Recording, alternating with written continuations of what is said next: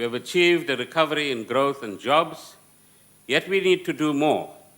It is time to leave behind poverty, joblessness, and inequality. In this year's budget, Finance Minister Pravin Gordhan announced a tax cut of almost 10 billion rands. Most of this money will go into the pockets of middle-class families. Is this a good move given the rising inequality in South Africa? And in whose interest is it to create a more equal society? In this special report, we met with activists in Alexandra Township and middle-class professionals in Sandton to talk about tax and the elections.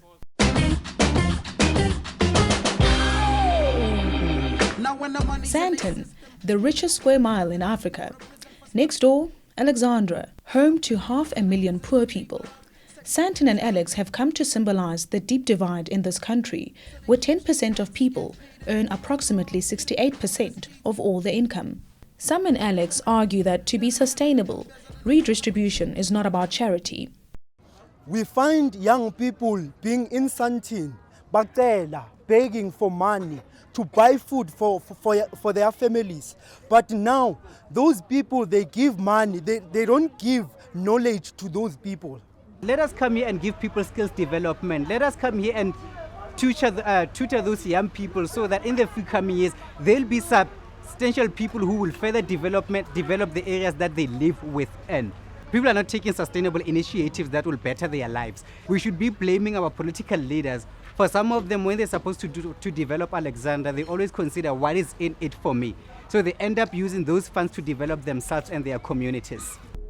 In the past 20 years, despite spending on social programs, the net redistribution of income in South Africa has actually been from the poor to the rich.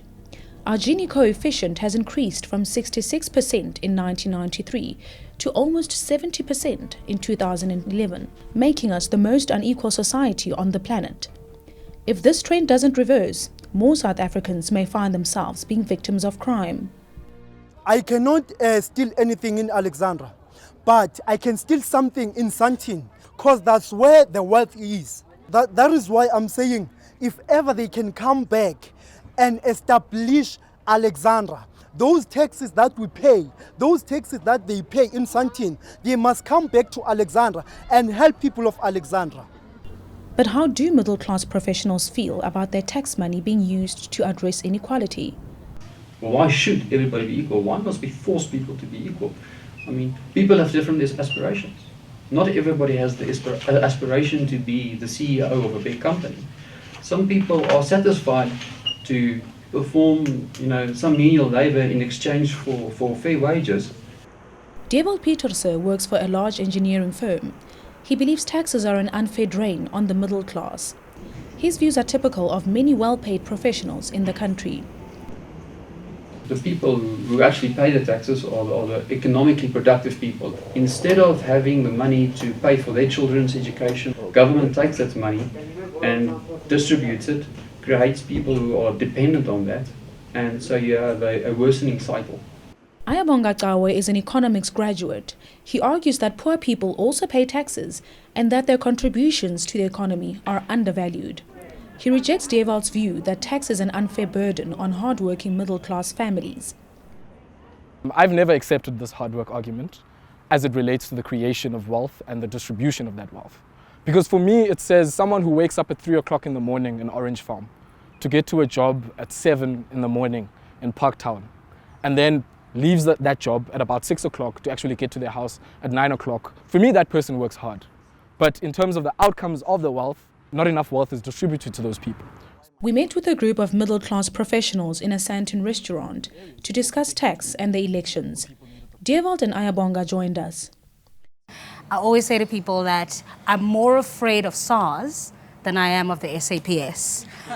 Because those guys are really good at their job, right? And I accept the fact that I've got to pay my tax so that hospitals are built. But are we getting value for money? I am tired of my tax money being wasted.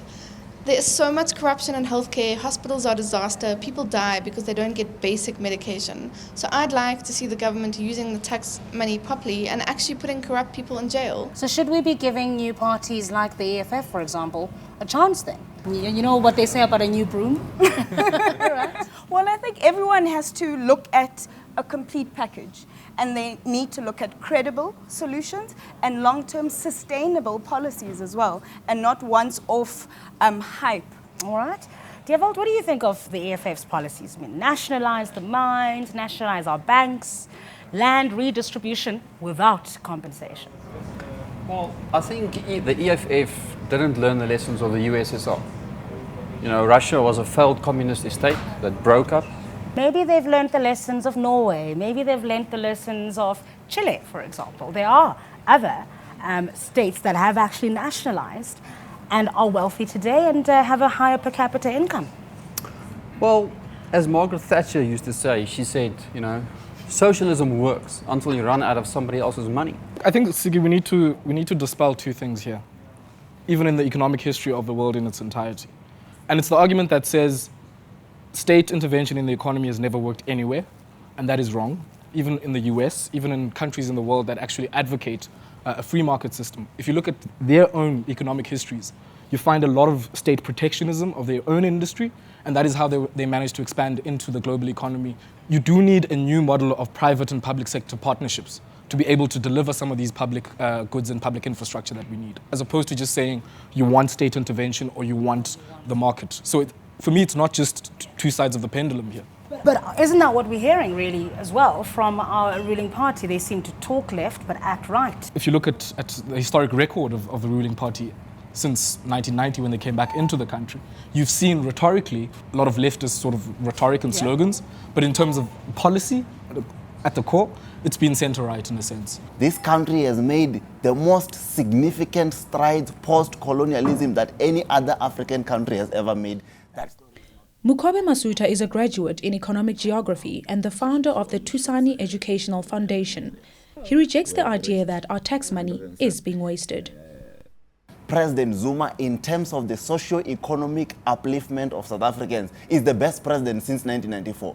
I can tell you with health, with the HIV and AIDS policy and life expectancy, I can tell you about building the largest power stations in the entire world in order to address the mess that came with so for example, all of that started in 2009. Are you saying that there wasn't groundwork put in place since 1994? Not at all. Not at all. President Zuma has put more students into FET colleges than Mandela and Mbeki combined. As a young professional from rural Venda, I'm sitting here with you, having gotten 3 free degrees under this presidency.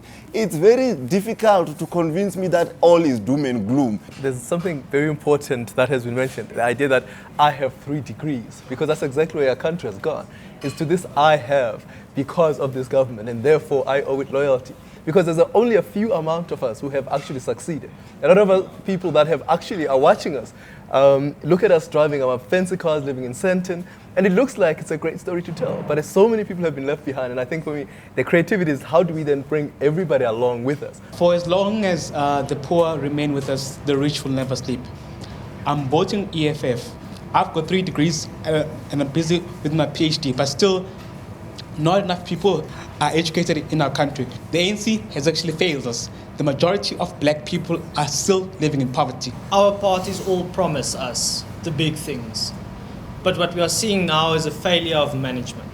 We have one large opposition, and that is most likely where I'm going to put my vote, because they are most likely to put current management out and get us new management in, and we give them a chance. If they fail us, we replace them as well. South Africans have a lot of conversations about political parties and not enough conversations on our responsibility for creating an environment where we feel so disempowered. And so I hope South Africans really think about how we make democracy live past elections, so that the next day and the day after that we think about how do we hold people accountable, how do we become responsible enough to make sure people know what we want, how do we become partners with the people that are selected on the seventh, whoever they are, whether I agree with them or not, whether I like them or not, we are still South African. I hope that we actually move beyond the idea of value for money to understanding that what brings us together as South Africans is a constitution,